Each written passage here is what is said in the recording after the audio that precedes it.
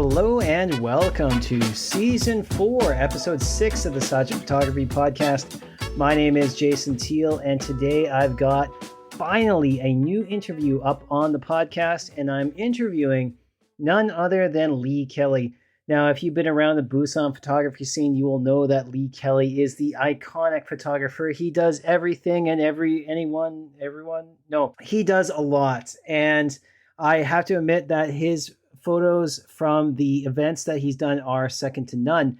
And it's been a while, but I finally got a chance to track him down, club him upside the head, and get him into an interview with me. And it is a great one, if not a little bit longer, because we've been bantering back and forth. But trust me on this one, it's one that you want to listen to because we touch on sort of that rant that I did last week about events and whatnot. And you also get to know a little bit of the history behind the legend himself. So without further ado, I'm going to cut into the interview and we'll go from there.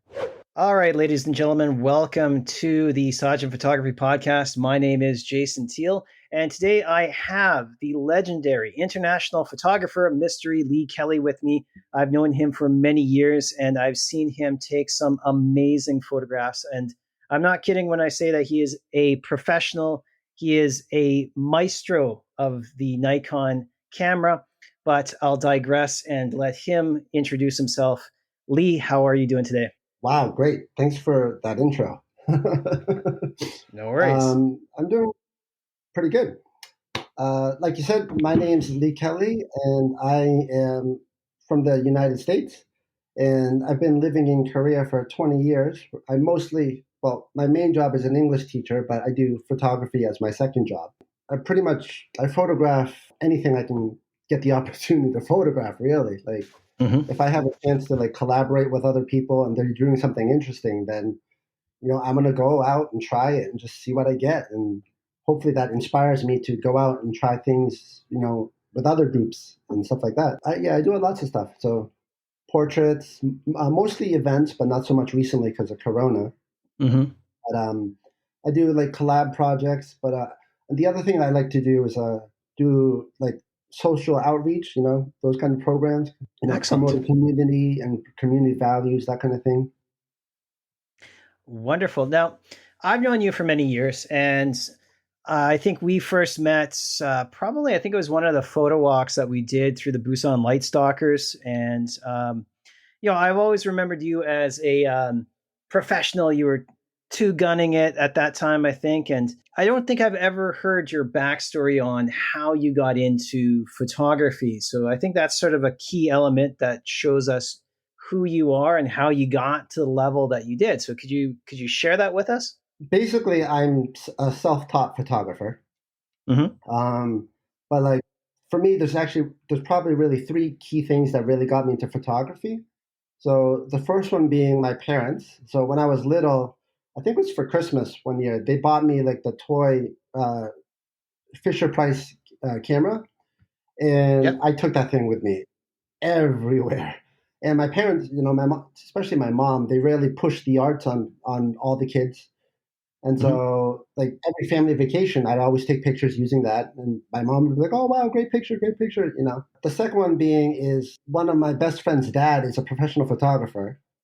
And so both myself and his son were adopted from South Korea around the same time. There's a 4-year gap between us.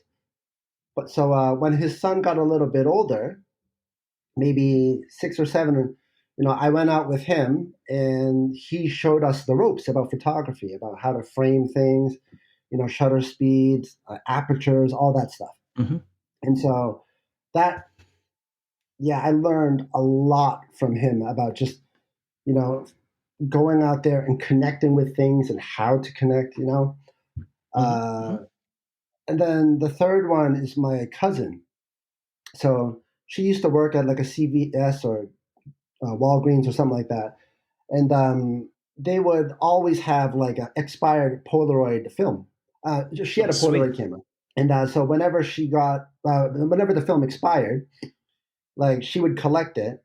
And so one year she got married, and instead of she intentionally, I guess, didn't hire a photographer. And so I ended up taking pictures of the whole wedding using her Polaroid camera and the expired film. So like, yeah, I shot the whole event, and after everything was said and done, like they were just so thankful that they gave me the camera for free. Oh And wow, that's always good. yeah, so that kid with a free camera, like wow. And then the other thing that was amazing is like, back in the '80s, the Polaroid camera. You don't have to wait. It was almost like having a digital camera back in the non-digital age. So because you get to see the Exactly. results right away, and that Hmm. to me was just amazing. But Hmm. and then after that, like every 3 6 months or so, like she would send me all the expired film that she couldn't sell at the store. From that young age, I was just always pushed to keep on shooting. Excellent. And I'd imagine now that that expired film is probably worth a fortune given the film prices these days. Oh my God. Right. But you made the transition to digital, and you went fairly headstrong into it. When you came to Korea, I know we've talked about this personally in the past, but did that spark your drive for, like your creative expression, or how did like the whole Korean photography thing come about? Because like I know a lot of photographers, even myself, like we dabbled a bit. Everyone's got their their family camera, but when they can't come to Korea, it's like you're seeing temples and people and all that for the first time. Did that spark anything, or what inspired you here in Korea? Basically, what inspired me was getting my first digital camera. Hmm. So, Yeah. like when I came to Korea, I had like a standard SLR, right? It Hmm. was a Minolta, and like I used it. Like I would go around, I'd still take pictures, but I used it. But again, at that point in time, it was more like just capturing memories. Hmm. Not, I didn't really think about the art of it per se. Like I just took a picture without thinking, and. But that camera broke, Oh. and it was like 10 years that went by where I just stopped doing photography because like I took it to the shop, and then they were like, yeah, we can't fix this. So I was just like, Yeah. Hmm. and then like I joined this coding group, and one Hmm. of my friends had the the Nikon D3000, which is Nikon's worst digital camera. It's the lowest Yeah. budget one. Yeah. But he sold it for like dirt cheap. I bought it, started taking pictures, and then I remembered it was just like, holy shit, I used to love this. So I started taking pictures again with that camera, and it was Hmm. like 3 months of using that camera. I was like, shit, I need a better camera. And so from there, I Nice. upgraded to like I looked online, found like good deals, tried to figure out what was good, what's this, what's that, and then I got the D 5500, Hmm. which was a lot better than that one. And then I used Yeah. that camera for like 6 months. And then at that point, I was just like, this is something I could have a future with this. Like, it Yeah. was something I used to do in the past. It's art, it's creative, it's cathartic. And like, I was playing soccer with futsal with a large group of friends. And we'd have a tournament every month, and I would play goalkeeper. And then when I wasn't Hmm. playing, I'd be photographing all of the other players, and I just kept doing that for fun, No, nice. because it was something to photograph, and it was all these people, and they loved it because they got all these pictures of them. At the same time, I got practice in doing like sports photography, and then at that point, it was just like I said, because this is wow, this is who I am, this is such a part of me.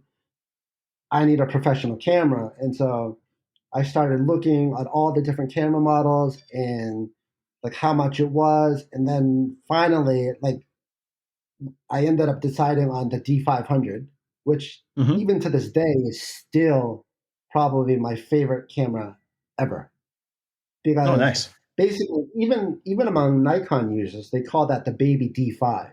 And the Yeah. D5 was like Nikon's flagship camera. But Yeah. the D500 is literally the inside of that camera is like the same as the D5 pretty much for like what, a third of the price. Yeah. So I fell in love with that camera, and to this day, it's still my favorite one to use. I actually put it aside and don't use it as Mhm. much recently because I want, Okay. life to last longer. Oh, nice, But yeah, nice. I love that. So I guess for a translation for us Canon users, that would be basically like the 1DX would be the flagship, and the D500 would be the 5D Mark III or the Mark IV or Yeah, something like something. that. So now moving on to what you're doing now, like you've been involved a lot in the communities and the different events that have been going around in your hood of Busan. How did that come about? Because I think a lot of people have a similar sort of lineage with the photography and the creative arts. Like they find their passion, but then I think they reach a point where they say, like, I want to take this further, but they're a little bit scared to cross that line into events where there's so many things processing and working and parts of the machine running around. How did you get into that? And if there's any advice that you could give those people out there who are kind of reluctant to take the jump. For me, everything is about networking, luck, I to some degree. So I think the big thing for me was like once I started getting back into photography, I looked at different events in Korea, and one of the ones that came up at that point in time was the Holy Hay event. Mm-hmm, And mm-hmm. I so remember the I shots that you went took. Yeah. like I went there and I photographed that whole event. Now the MC at that time was Laura McCluckey, and who's like now a really good friend of mine. But like I didn't know her at the time, but I Mm-hmm, went and I did my thing. I took pictures of the whole event. I took pictures of her, and after the event, I posted and stuff. And mm-hmm, Laura saw the pictures and just loved them. mm-hmm. And then through her, like, I mean, she saw that, and then I contacted her, and she contacted me, and then she wanted to, because she was starting her own business, and so she hired me to photograph a couple of her events, Mm-hmm. and then from there, like, I got to meet other people, and then like I got to do the Busan Sea Festival because I knew someone, the Yep. MC, DJ Chad at the time. So he got Yep. me into that for free. And so I got to go out on stage and meet the people. And so it was just great. But Excellent. so that's one thing. That's one side of how I got where I am. The other Mm-hmm. side is for me, I've always been volunteering since I was little anyway, right? Mm-hmm. So, like, I've volunteered at the local orphanage in Kimei for like, well, 12 years now, but like the last two, because of Corona, I didn't really get to do that much. So I did that. I would photograph them during their events. Like, after the whole George Floyd incident in the United States, that, like, if I was in the United States, I would have been out in the streets taking pictures, promoting social awareness and that stuff. But being in Mm-hmm. Korea, I couldn't do that because it's like one, Yep. as a foreigner, you're not supposed to go out and demonstrate, but at the Mm-hmm. same time, like I had all that rage in me, like as a Mm-hmm. minority from the United States, and I'm like, I got to do something productive with this. So I reached out to like the expat community in Busan, and I just basically told people, I was like, guys, this is me. I'm from the United States. I'm a photographer. I want to do a project to promote this. This is like Mm-hmm. if I was in the United States, I'd be doing this. I'm not. So I want to do something in Korea. And luckily, there was another group at that time who put together like a BLM movement thing for Busan. So it Yep. wasn't a demonstration. Mm-hmm. They talked to the police. Everything was organized. It was like, okay, we understand. So it's not a demonstration. This is just letting people know about these issues. And Yeah. so Raising awareness. because Yeah. yeah, because our two interests aligned, I ended up being the main photographer for that whole event, and Oh, perfect. for both ways we did it. So that was another aspect, and then the Mm-hmm. other aspect is just really luck, but at the same time, I put myself in that position.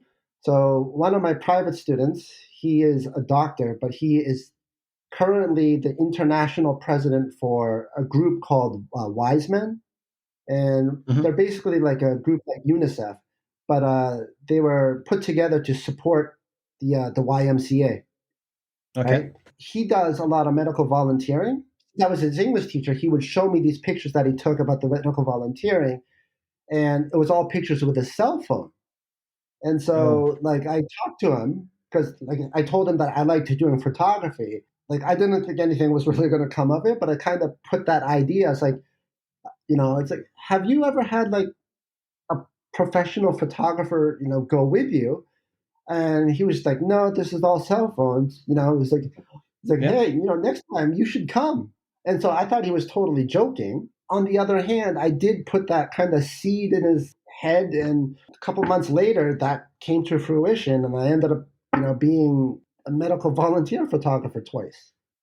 That's So excellent.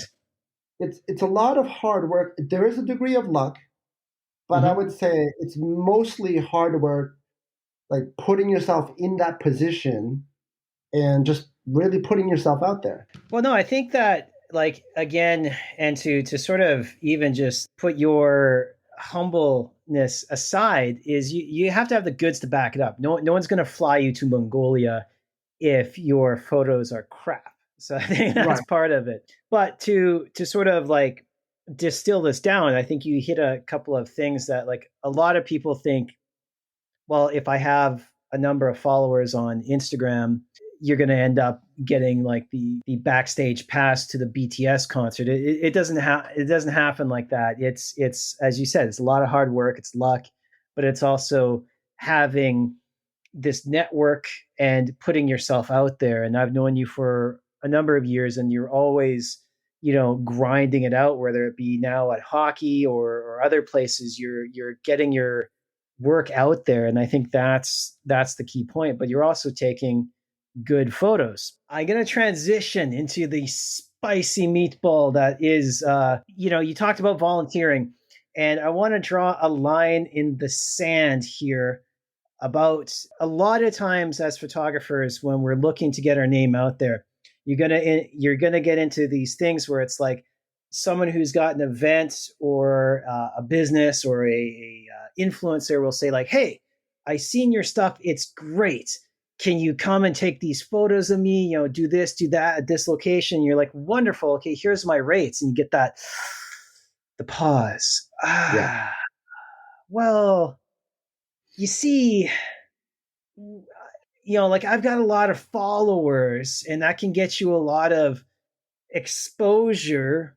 Uh, could we collaborate? How do you handle that situation? Because it's especially after COVID, it's becoming tougher and tougher to say, like, oh yeah, I'll work for free, like I'll buy you lunch too, That's a tough one. Like a lot, like the hard thing is, well, in life, for many things, is learning how and when to say no, Yeah. right? That's a huge thing. But the other thing is, like when you're a photographer, I mean, like all other things, you really need to understand and know your like own value, Yeah. you know, and that's hard for some people. Like Oh, exactly. for me, back in the day, like I had no confidence whatsoever, and a lot of times I would just fold. Yeah. But like these days, certain things like, and I'm willing to accommodate people because I understand difficult situations. So I have my set rate, but if that's too much for them and they want to negotiate something, I'm totally open to negotiation. Hmm. Right? The lowball figure like they're offering is just like it's crazy. Like, I mean, you don't walk into a car dealership and say like, "Hey, can you give me your Maserati for freaking a 90% discount?" Like, I mean, no, Yeah. Yeah. you know. And so like, and that's the problem that I have with that. It's like people they don't understand the reality of Hmm. that. I think you hit the nail on the head about the Maserati thing. Like I look at some of these things about you, and you said a great point about negotiating. And I think for the people that are getting into this, I think there is the power of negotiation, but it's got to be a win-win situation.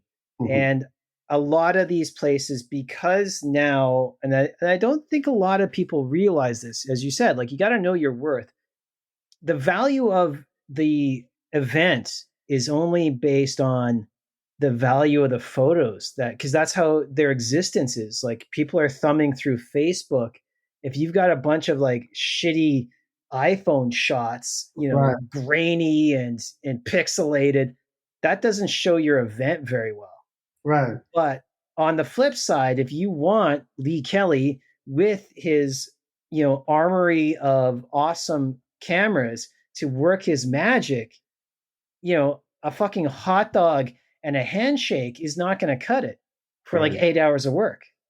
I mean, and that's the thing that's really hard because, like, I mean, like the bottom line for me is it costs me, let's say, $100 just to leave my house. But that's not something that people are going to think about.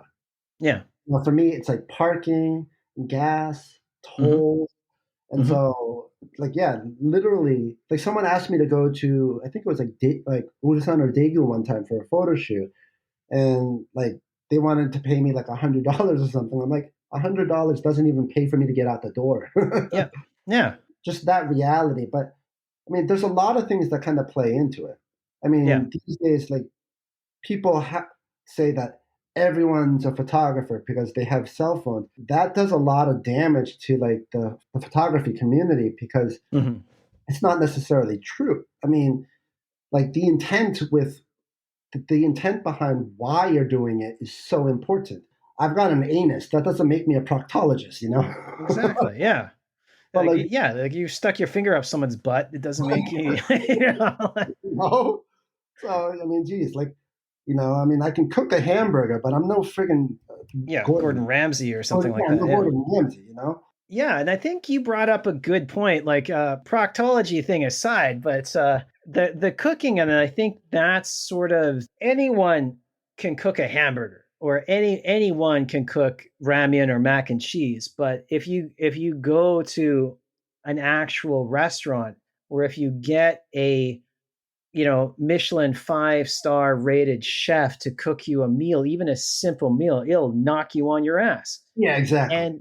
And I think, like, I had a friend always say, like, a lot of these people, they want steak on a hamburger budget. Yeah.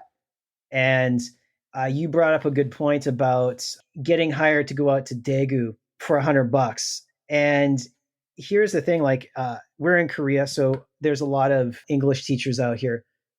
I always brought this up because I remember one time I sold a print. I had given them a discount and whatnot, and they were still, like they wanted it for like $50. And I charged them like I think 250, and they were like, "Oh, can't believe you would charge that." And he had the audacity to say like, "Well, is it because you use like a lot of Photoshop?" Oh Jesus. And like I almost like rolled it up and just burnt it in front of him. But the point I was going to make here is I said, like, look, man, like I said, like I went out to the location, so I drove an hour. I was out there for probably 3 hours, and I drove back an hour, so that's 4 hours. So yeah, I said, so how much do you charge for a private lesson? He said, well, like these days, like say I don't know, $50. And so I said, so already we're at 200.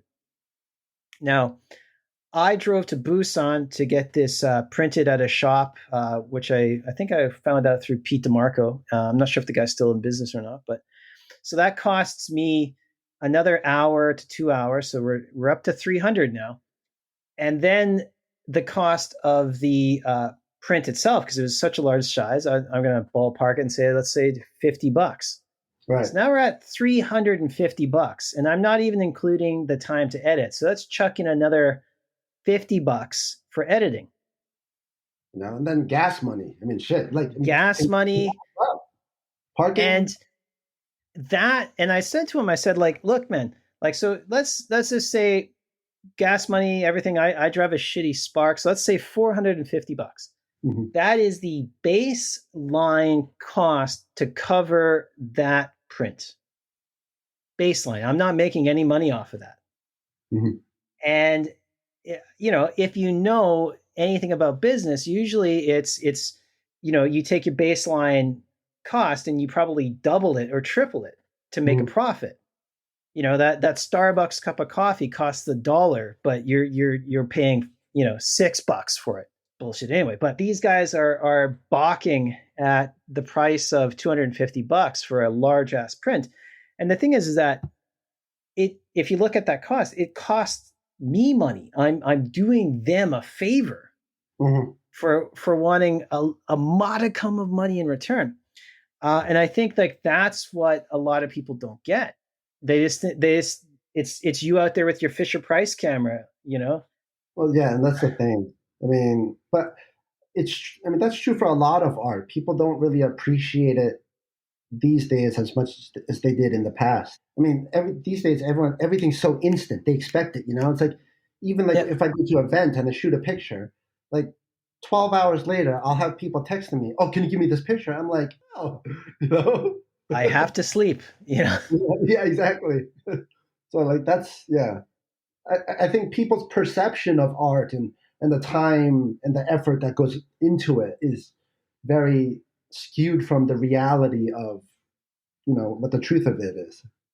Yeah, and I think like also too, it's one of these things where like, and then going back to the people that are getting into photography, I think a lot of these places sort of prey on the newbie photographer, where they'll say like, oh hey, I'll pay you $100 to photograph this event for 5 hours, in a dank bar, and like we'll get you a lot of business. Oh yeah, yeah, yeah, yeah. And we'll give you this $100. And then so the dude goes and does it, and he's like, oh yeah, I just got paid for my work.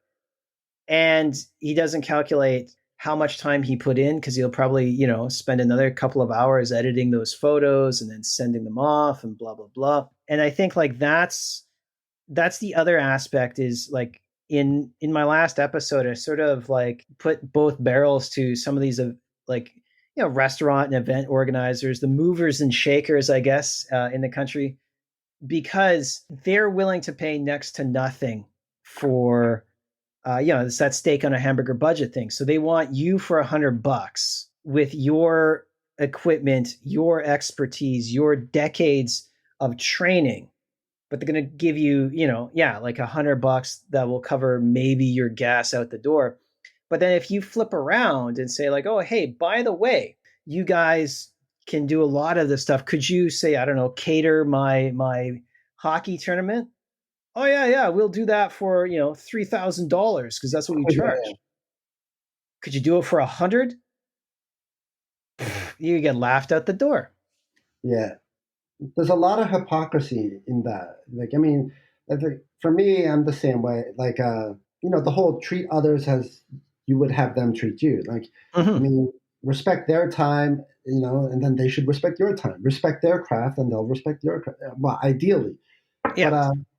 but that's the thing. I mean, you know, in life, you're always going to meet people like that. And so for me, I've gotten to the point where it's just like, you know what? Don't get angry about it.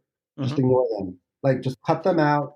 Done. Don't waste your time. And I do want to point out that like there are certain organizations that are worthy of your volunteering. Like you brought up about the going to Mongolia with the doctor. Like, I Yeah. mean, there's an extent that because you're a part of that foundation, you're the photographer, so, and the cause is worthy, it's something that you yourself believe in. That's where I sort of draw the line. Like if you're doing something that you feel passionate about and it's a worthy cause, and that the budget isn't there, but you're willing to help these people out, that's one thing. But I think where I see a lot of the other issues is that people are sort of, they want you to volunteer per se, even though they're making a fast buck.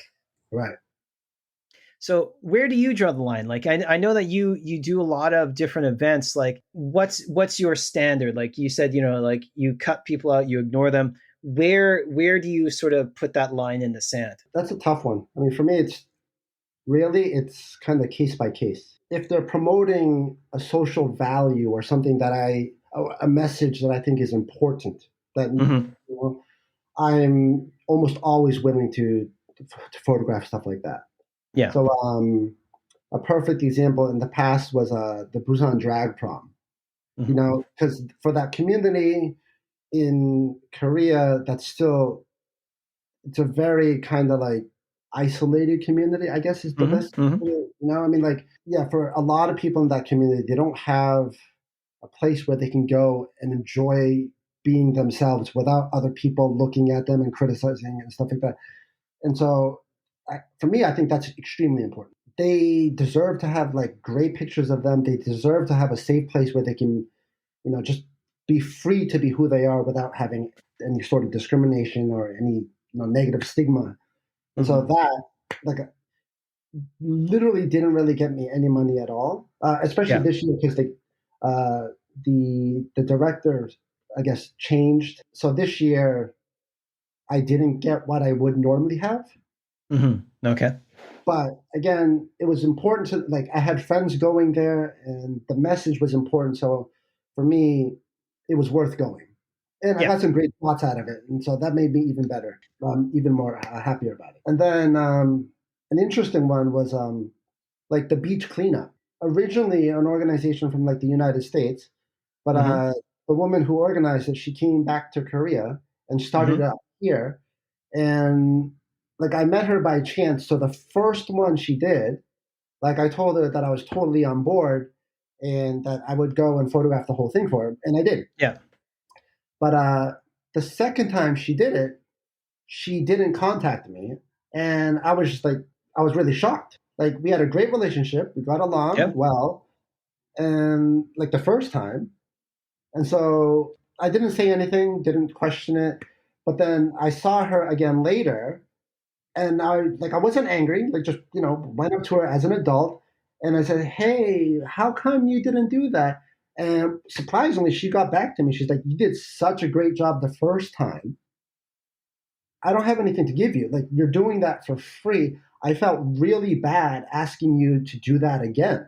Okay, wow. Like I was shocked because Yeah. that's never happened. Yeah. Normally, at least from my experience, I've had lots of people who will always want to use you. Yeah. Yeah. But the good thing was with this woman, I just told her, I was like, never be afraid to ask. Like, Yeah. what, number one, what you're doing, cleaning up the beaches, that is so important, especially in Korea because there's literally like no public trash cans anywhere. Exactly. Yeah.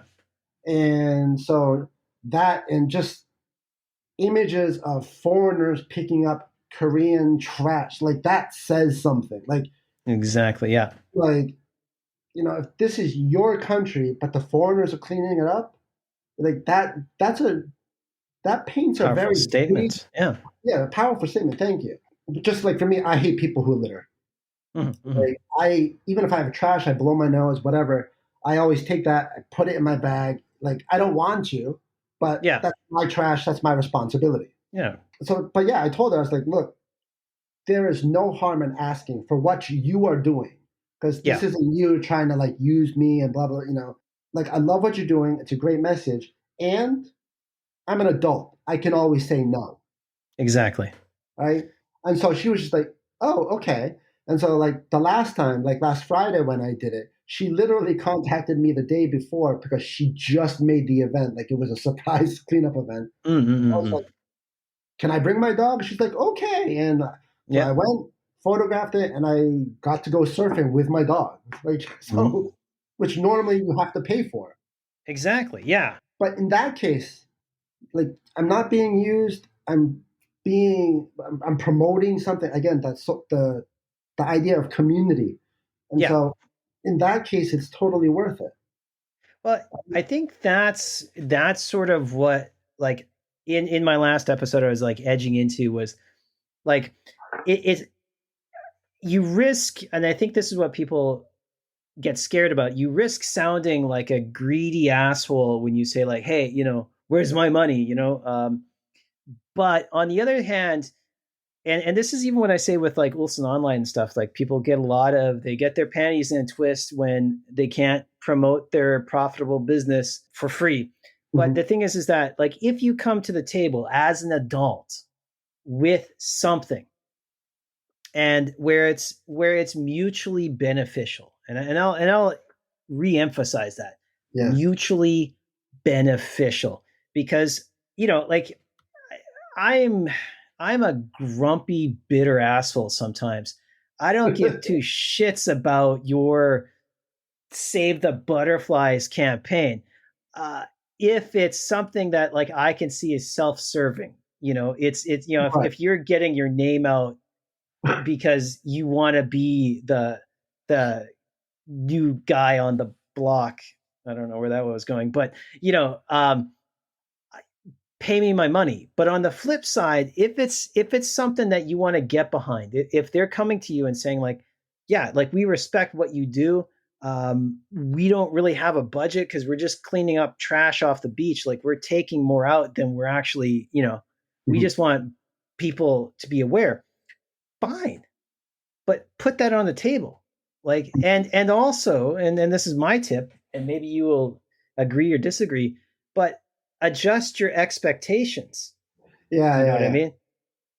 Like, I'm going to come out there with my dog. I'm going to have a fun day, but I'm not going to do like a red carpet portrait, Mhm. set up my strobes if I don't want to. Right, right.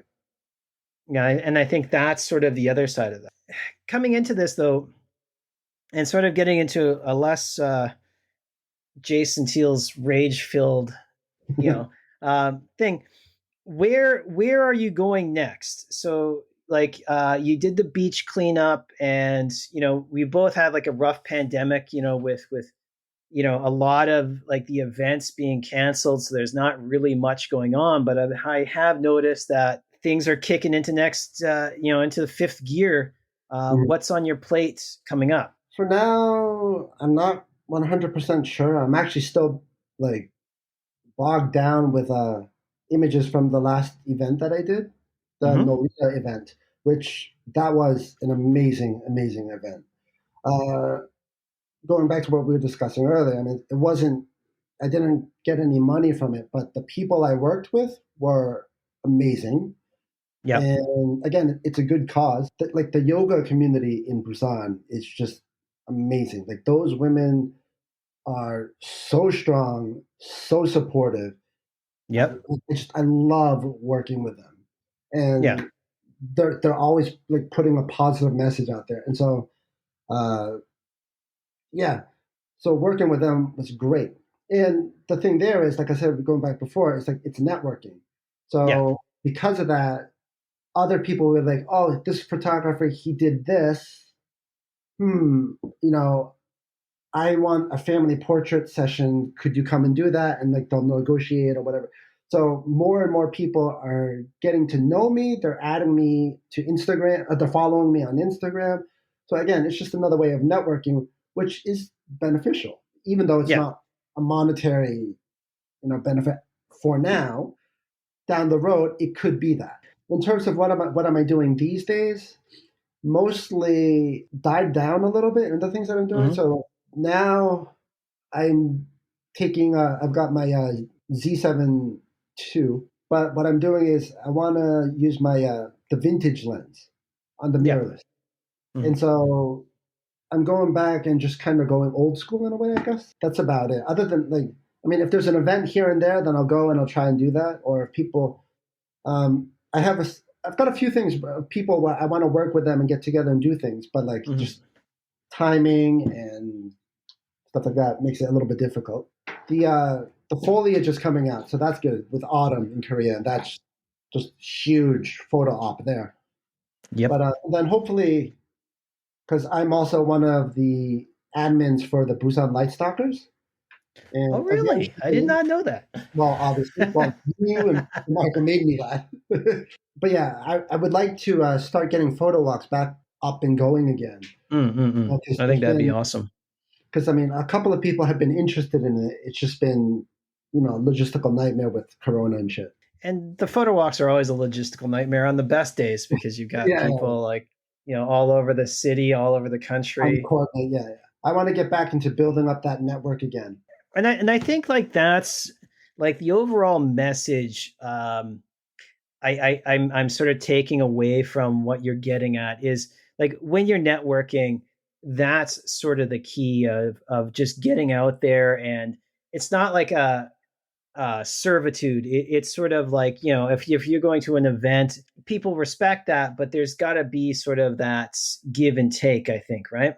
Like that's one of the things I think with the you know, the groups in Busan especially, like what I see is there's a little bit more of a mature, I don't know if it's like because of the business or whatnot there, but there's a little bit more of a maturity where, you know, people respect your contribution, so there is a give and a take. And I think, like, for my message to, I guess, to people out there, if you're hosting an event or if you're wanting a photographer, is, yeah, make that connection, because, like, Mhm. I mean, it may not always be monetary, but if you know someone that needs a photographer, you know, hook them up, not just with Yeah. words, but with actions. Now, talking about actually the fall foliage, what's your plans? Like, what are you looking forward to? What projects are you constructing in your mind?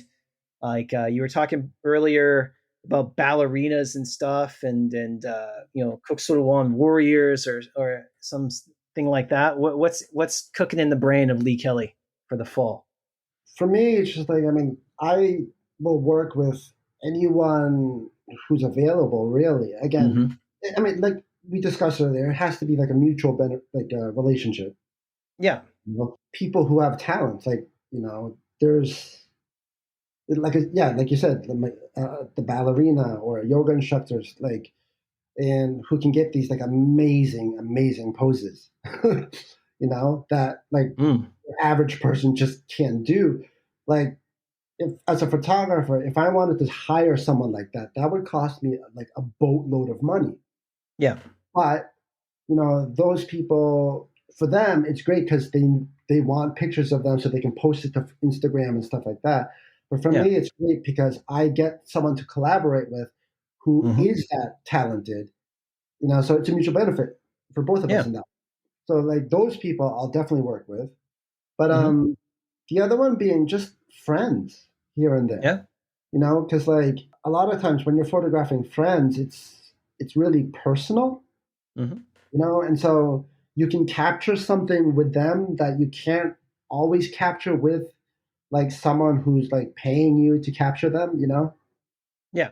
So it's a little bit more different, like when you know someone. Because there's that personal connection. Because I'm a landscape photographer, and you know me, I like once the leaves changed, I am buried like a tick in the mountains. You know, I've got my special spots. But for you, what are the best places to do these photo shoots around Busan or Gimhae or wherever? For me, like, I like night shots these days. Okay. So with the lights in the background, especially if I'm using my the manual lens, the Mm-hmm. 58 Helios, right? Yeah. The bokeh monster, because like that just gives you results that you're not going to get with any other lens. Yeah. But Exactly. it's difficult because it's all manual. Night lights are always great because it gives you that great bokeh. Mm, yeah. Yeah, bokeh. Yeah. Uh, Okay. yeah. Exactly. A You want to use little all. finesse on that. But other than that, like street photography is great, and then just nature. A lot of times, I Hmm. just tell people, it's like, if you want to hire me as your photographer, don't think, oh, I want to hire a photographer. Think, I want to have a meaningful afternoon. It could be a picnic. It could be, I'm going to the amusement park with my family, but we want you to come and capture the magic of our family having fun. You know. Yeah. And so I'll tell people, set up a date. Right? Invite me and Hmm. forget that I'm there. Yeah. Yeah. If there's certain images that you want, tell me and I'll totally get those. Hmm. But otherwise, forget that I'm there because you're a family. Like you guys are the magic, Yeah. right? And so it's my job as a photographer to sit there and look at that and capture that. But like to this day, there hasn't been a single couple that I photographed that has disappointed in that way. Yeah. Yeah. I mean, when you see the people like that are in love or just having a great time, for me anyway, that's really easy to shoot. You know, Yes. Well, I think that's the thing, and then for the fall season, like the backdrop of like the falling leaves and the, you know, like Busan Citizen or the Children's Park there is a great spot. because I'm not I'm nowhere near close to being the landscape genius that you are. But for me, I mostly shoot people. That backdrop of nature, the leaves and Yeah. stuff. That's because that's all natural. You can't set that up. It's not. I like that, the spontaneity of that. It makes things more difficult, but the end result is that much more amazing because you took all these things into consideration. Hmm. So that's kind of But where I go.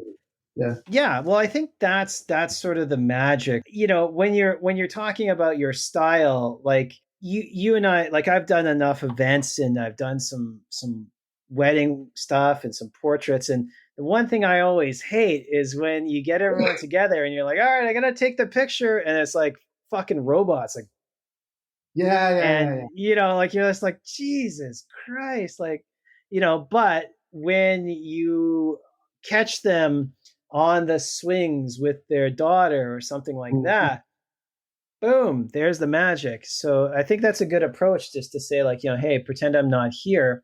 Yeah, you Right. can do some setups and whatnot, but I was gonna say, like, people will always say, "Hey, count us off. Give us 1, 2, 3." I'll be like, one. yeah. You don't expect it because that's the better shot. Exactly, exactly. Now, jumping into the photo walks, because that's again like where I first met you and whatnot. Like, and we can kind of spitball this a little bit. What's your idea for the next photo walk? Maybe we can get some traction here and then spin it off into the Busan Lightstalkers group as well. And Uh, any ideas? I think really simple would just be like street photography because Busan is so conducive for that. Like Yeah, you can yeah. Nampo-dong, Jagalchi, Seomyeon is great for like night lights and stuff like that. So and Mhm. it's centrally located, so I figured something like that might be good. The real thing that I've been talking about, I've been wanting to do it forever, just haven't been able to do it because busy and is going out by the Bay 101 with those Oh yeah, yep. apartments, those huge lights. But like, Hmm. I Hmm. want to do like a full setup. Bring like the soft box, get people. So like Yep. I've got, like I said, my ballet friends, my yoga friends, to go out and do that, and then, but also just regular people just having portraits with that in the background. That's fine Yeah, too. yeah. But The just Boo that York shot. general Yeah. area, yeah, yeah. But outside of that, like anything, because like I mean, there's other things like doing like wearing hanbok in the what's that area in Busan that kind of looks like the favela in Brazil? No, like Gamcheon Mao, that sort of area, Yeah, the Gamcheon yeah, village. right. But I mean, that's cliche. I mean, a lot of people have done that. But again, every time you go out there, it's always something new. Hmm. I Hmm. mean, it may be similar with other stuff, but it's a different subject, different lighting, different time of day. So I mean, the potential to get new things is still there. But Yeah, yeah, and I think we've gone out there a number of times. Like it's like Gamcheon is great, because I think it gives that other side of Korea. Like yeah, it's, especially for Busan, it's rather unique. I love like the Marine City area. yeah, I think if we set anything up, it'd be a turf war with some of the local Ajima shooters out there. I think the last time you and I were out there, we were watching that lady like oh wow, lose her shit on that. Get out of that shot. I think that's always the biggest struggle, and it's something that I find logistically an issue because I think twice now I've been pretty much kicked out of that one cafe in Gamcheon just for bringing a lot of people in. I know the owner was not too happy with me the last two times we've had our photo walks there. it's so you literally brought him business. Like I don't understand that about. I I tried to figure out because I actually like the first time was my mistake. Most of the other times I was just like, hey, we just flood the place with photographers. We're all taking pictures, and that guy was like royally pissed. Like he came up and was just breathing down my neck, and I was just like, what's the problem? And he was just and basically he said, like, because we were all taking pictures, other people couldn't take pictures, and that's his business. And then the second time I don't know. He just was like, and I asked permission. I came there earlier, say, hey, look, I'm gonna bring some people here. Would it be okay? And then I think like he basically was like, nope, that's time's up, get the fuck out kind of deal. So that's Yeah. always a big issue. Because also too, like, what I struggle with, I think with a lot of the photo walks is you have people who are like you, myself, Michael, who, yeah, we speak Korean, we know the local customs, we sort of understand the yei, the etiquette, but then we're also walking in with, 5 to 10 other people of ranging abilities going from the newbie in Korea, hey, click, click, click, click, click, click, And so I think like that's sort of the biggest challenge with these events is just sort of corralling everybody because sometimes it's like herding cats. I think I like that idea of Marine City and even just like going inside Marine City. I know that the famous or I forget the name of those towers in there that everybody is shot to death. I know now the Zenith Towers. That's it. Yeah. That everyone is shot to death there, and now they actually have security, so you can't even walk through the center and point the camera up now.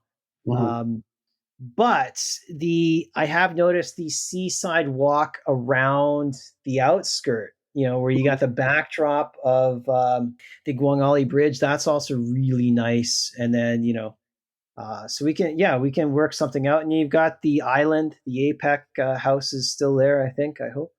Mhm. Um, I've been also thinking of where they've got the new little trains that go from Songjiang out to Gijang and Oh, back. yeah, yeah, yeah. That would be cool too. The miniature train thing. Yeah, yeah, and get on that and then do like a hop on, hop off tour because there's several stops along the way, That you would know. be really cool. Like And then they got actually, the empty fake train tracks too. I would like that's I've been thinking about that one too. Lots of ideas in my mind, just haven't been able to get to them. Exactly. Well, I think it's this is the time that is the time where we're tasting a little bit of freedom from the COVID. So I think we can put this to a group decision in the Light Stalkers and whatnot, and go from there. Now, kind of wrapping things up a little bit here, Mr. Legendary Lee Kelly, where can we find you if someone's looking up? You go by several names. I'm pretty sure you've got like a Jason Bourne Rolodex of passports in behind there somewhere. Where and how can people find you? How can they book you? How can they dig you up? So I have a website which is just Okay, www.anungyo.com, which is so and then a I'll post that in the bottom before. Yeah. so and then my Instagram tags I have like a couple. So Mm-hmm. Anungyo being the main one, but Yep. I have another one which I haven't really been promoting that well, but that's Profo Co. And then like I have another one for my dogs. Oh, the Bailey one. Yeah, Yeah, yeah. Bailey's bogus journey. You know, since I'm an '80s person, but whatever. Party on, dude. Yeah. Exactly. SP Photography is my Facebook business page, but Okay. yeah, I don't really use that one that much. Okay. So what's the best one for people to reach out and get you? Probably through Instagram. Like the website works, Yep. but Instagram or just Facebook Messenger. Excellent. Well, yeah, like I'll link these in the show notes for the people who are wanting to get a taste of greatness from Lee Kelly through the camera, of course. Not well. I mean, you can taste him other ways though, but that came out really weird. I was like, taste the No. greatness. I'm like, all right, well, we'll just run with that one. But it was a pleasure to have you on, and I will keep everyone posted on the status of that photo walk because I think like that's a great way to start rebuilding that community.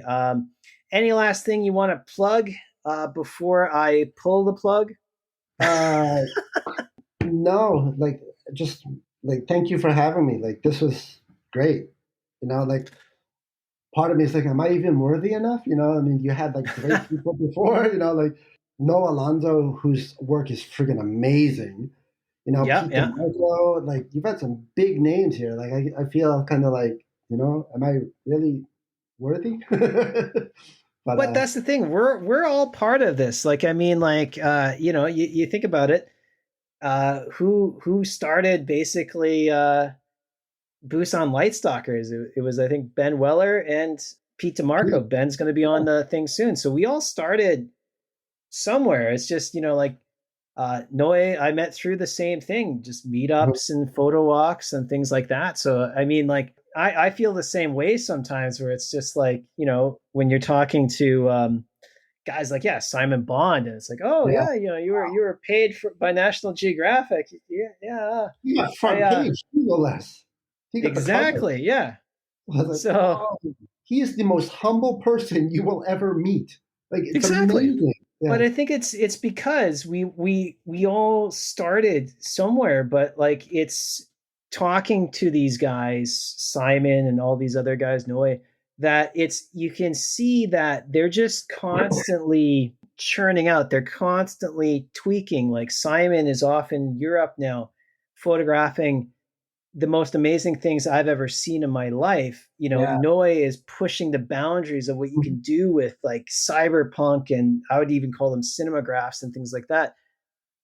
But they all came from this same community. And I think, like, as a final note, like that's the talents and the magic of starting this community. It's not about putting your foot on someone's head so you can get above them. It's about Right.